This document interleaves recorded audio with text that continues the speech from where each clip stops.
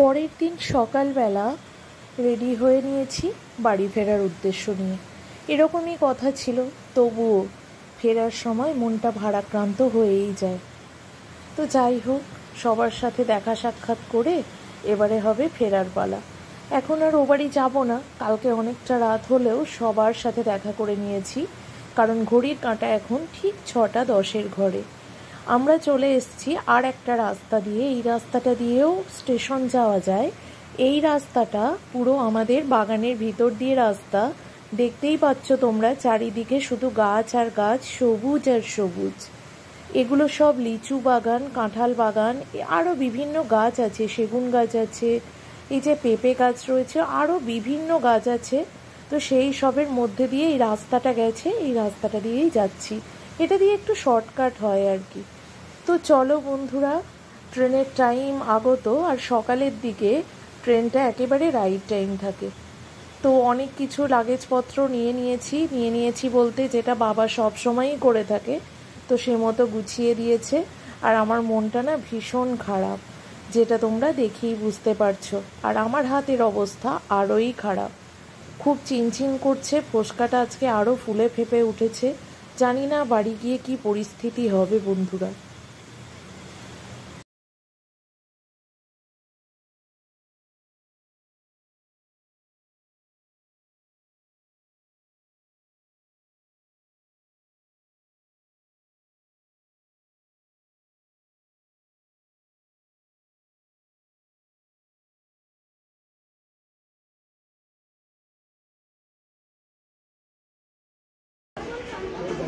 একেবারে right time train. হ্যাঁ, ভালো ভিড় হবে।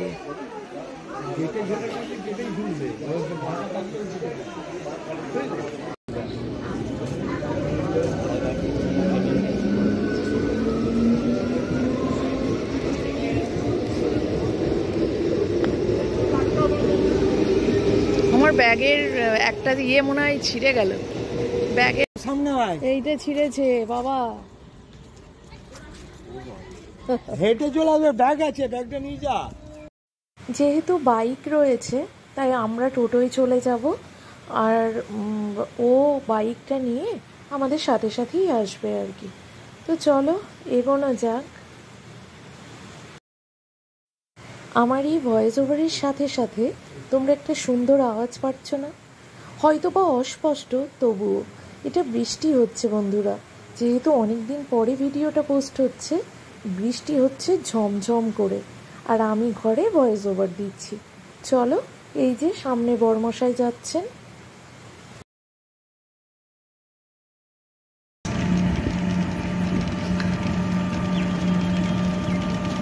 বাবাকে দেখ, ফোনে দেখ, আমার ফোনে দেখ, আমরা তিনজন একসাথে।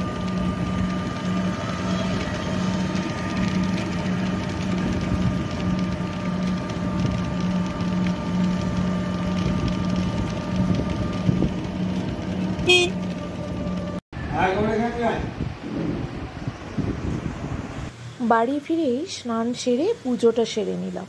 এখানে কিছু জিনিস আমি ব্যাগ থেকে বার করে বিছানার উপরেই রেখেছি, আর কিছু জিনিস রয়েছে মেঝেতে। তো চলো, এখন এই হাত নিয়ে আমাকে এই জিনিসগুলো সব ঠিক করতে হবে, রাখতে হবে। আর কাজের তাড়নায় প্যান্ট ট্যান্টগুলো ধুতে দেওয়ার সময় এই ফোসকাটা গলেও গেছে, তো খুব কষ্ট হচ্ছে, কিছু করার নেই। এই হাত নিয়েই আমাকে এই জিনিসগুলো সব খুলতে হলো, না হলে নষ্ট হয়ে যেত। চলে এলাম রান্নাঘরে। এই পাতাগুলো দেখছো, এগুলোকে গাঁদাল পাতা বলে। তোমরা অনেকেই চেনো, আবার অনেকেই জানো না। আমার বাবা যখন এসেছিলেন তখন এই পাতাগুলো এনে দিয়েছিলেন, তো সেগুলোই ঘরে ছিল। আজকে আমার ঘরে পেট রোগা মানুষটা রয়েছে, তাই তার জন্য একটা কিছু রেসিপি বানাবো। তবে উনি ঝোল টোল খান না, যেটা সব থেকে বেশি উপকারী, তাই একটু মুসুর ডাল দিয়ে বড়া বানাবো।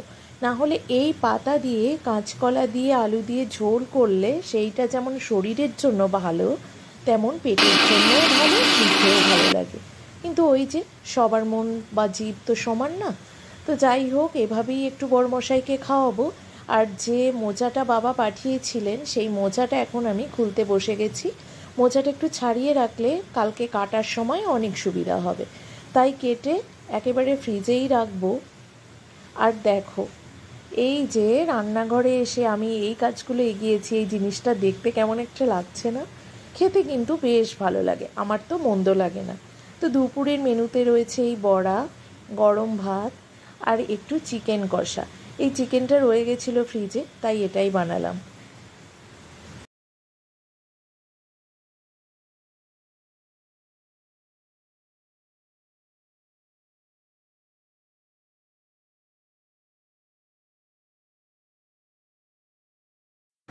আমার এটা কি বলে ওইটাকে অরিও সে ক্রিম ছাড়া লাগছে না এটা। তোর এটা অরিও মনে করে খা, ভালো থাকবি, সুস্থ থাকবি। কি এটা? আর আমাদের পেট রোগা মানুষটা দেখো এই দিয়েই ভাত খাচ্ছে, এই দিয়েই ভাত খাবে, তাই তো? শশা, পাতিলেবু রয়েছে ওখানে, আর ওই যে বড়া। রাতুল, রাতুল তুই প্লিজ তোল, পছন্দ না। রাতুল ওইটা প্লিজ তোল, নাহলে আমি চিকেনও দেবো না। আমি দেবই না, তুই ওটা পাত থেকে আগে তোল, পাত থেকে তোল, দুটোও তোল। তুই পাটা কেন নাচাচ্ছিস ক্রমাগত?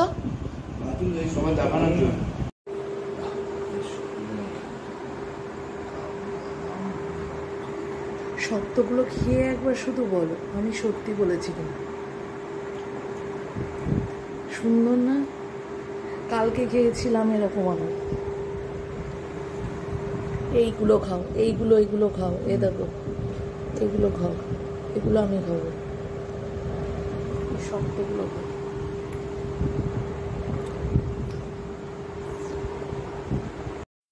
শুভ সন্ধ্যা বন্ধুরা, চলে এলাম রান্নাঘরের কিছু কাজ এগিয়ে রাখতে। না বন্ধুরা, আজকে রান্নার তেমন তাড়া নেই, কারণ ওবেলা থেকে একটু ভাত করে রেখেছি, সেটা জল দিয়ে রেখেছি। এখন আমি আগামীকালের জন্য সকালে যেটা ছোলা আর আমন্ড খাওয়া হয় সেটা ভিজতে দিয়ে দেব। তো আর বানাবো একটু আলু সিদ্ধ, কারণ বড়মশাইয়ের শরীরটা বেশ খারাপ, তার উপর ওখানে গিয়ে একটু খাওয়া দাওয়া হয়েছে যেটুকু, তাতে ওর শরীরটা ভালো লাগছে না। তো যাই হোক, তার জন্য বানাবো জল ঢালা ভাত আর আলু সিদ্ধ মাখা আর কাঁচা পোস্ত বাটা।